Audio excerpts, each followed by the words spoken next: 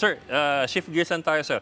Of course, we understand that you cannot speak for the DFA with regard to policy on the topic of the Visiting Forces Agreement. But let's talk about the processes involved. We have told the Americans formally that we are backing away from the VFA. Where are we now and what is next? Well, like the secretaries always said, after we serve the notice of termination, there will be no further factual announcements on this self-explanatory development. Which means that as soon as we serve the notice, then the period starts running, and now 180 days. Anything can happen. It's really now for the Americans now. I would like to think to either do something or not do anything. So. But they have to do something. It's a notice of termination. Ibig sabihin that as far as Philippines is concerned, after 180 days, goodbye Philippines. Well, ganito lang to eh. Parang the ball is in their court. That's it. So, what they do, that's really up to them. As far as we are concerned, we have already served the notice as required by the agreement. So the only possible intervening factor is the Supreme Court in case the senators take it there.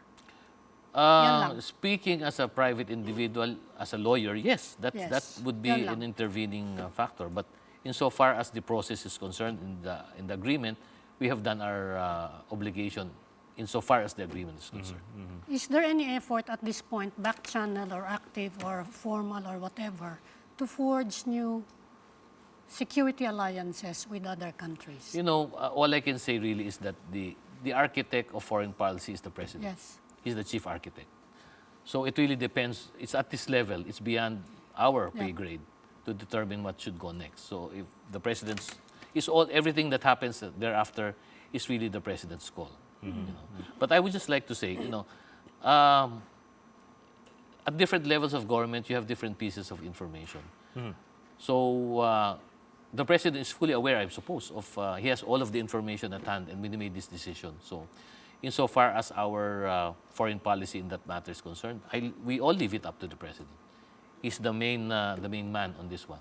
So. And if there is any any order from the Supreme Court, of course, everybody complies. Ganon lang yan. Well, in our hierarchy of government, yes, that will be what is supposed to happen. Yeah. Yes. Sir, dun sa VFA, if I recall correctly, very simple lang yung provision dun sa termination ng agreement eh. It's just one line that says that 180 days is notice. Yes, to serve the notice, ano? And then it's sort of in a contract what we lawyers would say like a sort of grace period. So there's a grace period of 180, and then at the end of the 180th day, it terminates. That's how it is. But it doesn't break down the process by which the termination is done, aside from the notice. There's none. There's no detail on that one. It's really just. So how does that work? I mean, you are a lawyer, but for us laymen, parang, so what happens now? Well, really, because as in any agreement, it's really up to the parties now to determine what needs to be done. Insofar as I would think in terms of on the part of the United States, they have to decide what needs to be done. We cannot dictate on them what they should do. We also won't tell them what they should. I don't think we should tell them. But you also have to discuss the parameters because we still have the MDT, the Mutual Defense Treaty, and the EDCA. I mean, don't you need to sit down and discuss ano yung nawala with the VFA, ano yung mariretain, ano yung to continue for the next 180 days? That's still 6 months. Yes, I think on that score again, I think I would rather leave it up to the wisdom of the president to determine what future steps should be taken in respect of the other remaining agreements. That may also be a matter for the Senate and the House of Representatives to talk about. Pero hindi na muna, hindi kami. It's not going to be us anymore. But as for the activities covered by a VFA, everything will continue until the 180 days is over. Well, you know, the activities really does not cover the DFA.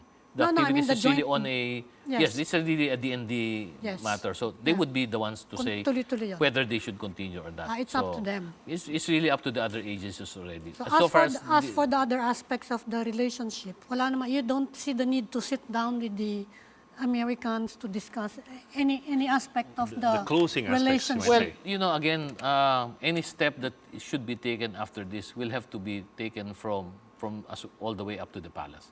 It's the call of the president. We follow what the president says. It's we accept his wisdom on this one. So that's about it. We'll have to wait until what actions the palace may have on the matter. So wala pang ano. Kasi you're the worker ants, di ba? Kung may sabihin yun. Kasi wala naman, Sabihin. well, Just to again, clarify, speaking personally, there's nothing Yeah. that needs to be done. There's You nothing serve that the needs to be notice. It's no clarified. different from having a lease contract and you are terminating the lease. You give the lease the notice to terminate to your tenant. Do you need anything else to happen after that? He can object if he wants. That's up to him. But insofar as you're concerned, you serve the notice. You should be out of here in 180 days. Eviction di ba? notice. It's the same. The effect is the same. Although this one is maybe we're talking about on a larger scale. But Yeah. really, we defer to the wisdom of the president on this one. But so far, no word from the Americans. There is no need for them to send word. Yes, there's no No need. It's really the ball is in their court.